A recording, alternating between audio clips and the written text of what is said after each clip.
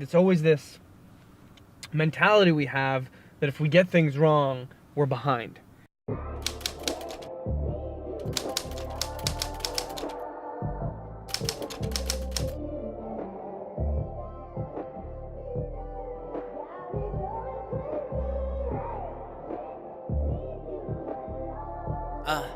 Couldn't leave it alone.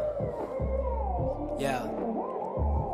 Sometimes I get more parking tickets than I think anyone else gets tickets. It's almost like a City of Ottawa parking pass, basically. And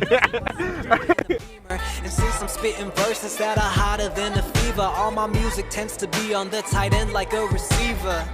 Hold up. Exactly. Well, we're about to enter Vanier. Vanier is my hood here in Ottawa. It's where I grew up. You know.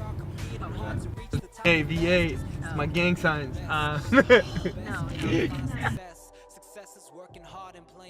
Go and pressure and some stress. See, I can have the talent, but that can turn to self-entitlement and big ego so easily if I allow it. So help keep me grounded, but keep me lifted, cause a lot is on my shoulders and I need your help. So many times in life, we're always thinking about where we want to be, where we want to go, and the next step, and my next million, my next business, the next thing I want. But rarely do we reflect on where we are right now and where we were. And that's called the reverse gap. You know, how much we've actually traveled, how much we've overcome to get to where we are. And so today I wanted to take you to my old crib.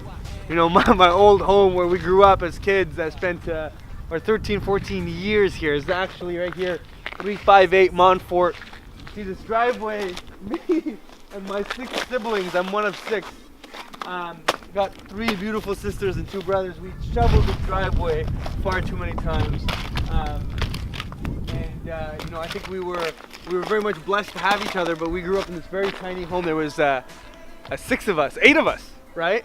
And if you look, my 3 oldest sisters shared the master bedroom. We used to lay their beds right next to each other, and there was just enough space in between each bed to like walk. But when it came in the summertime, me and my brothers would sleep in between the beds because they had the air conditioner in that one room. So we'd all sleep in between the beds and we'd have these sleepovers. Never get anything done. But let me show you a little bit of the house. I don't think we can go inside though. I think people live here now. That was me and my little brother's room, and we shared this tiny little room.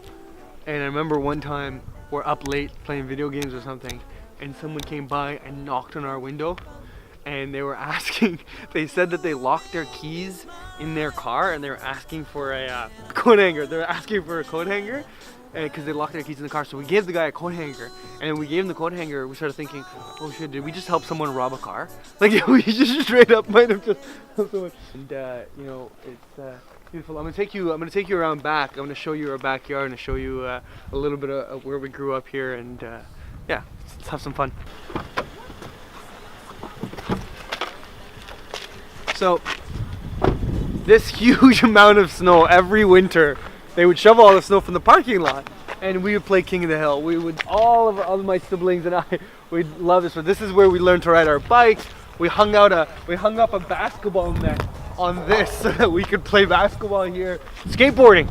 I learned to skateboard here. I can't skateboard, but I learned to try and skateboard in a scooter. Everything. This was good. I think I can climb it.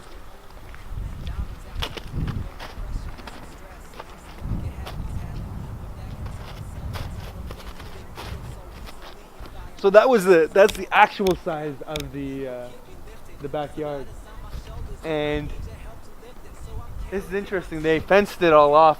It used to run all the way along, and it was all open to each other. Yeah. And what's so interesting is, you know, many times right now in life, I'm constantly pursuing new goals. I'm constantly pushing myself and working 12, 13, 14-hour days to try and achieve the next goal of my business, to grow to the next phase. And, you know, talking to all these students, talking to all these people about how to develop themselves as leaders. But I think one of the most important parts is to be grateful for where we are. It's to look back, right? Look back on where we came from, where my family came from. And we came to Canada in 1998. after a difficult time. We came to Canada, 8 of us, and we found this tiny home, right? As I told you, it was a 3-bedroom home. And we all shared rooms, we all found a way to make it work. And yeah, we're here. So when we look at the reverse gap, we look at where we were and where we are now.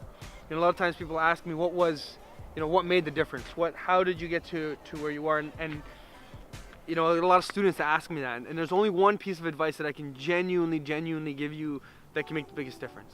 And it's do one thing that nobody asks you to do. Do one thing that will push you outside of those boundaries. That not when your teachers ask you to do homework, you do homework. When your parents ask you to do your chores, you do your chores. But one thing that nobody's asking you to do. And I'm going to take you a little journey with me to the one thing that I did with my friends that really made the big difference. And so let's get back in the car, and I'll take you to next spot here in my neighborhood.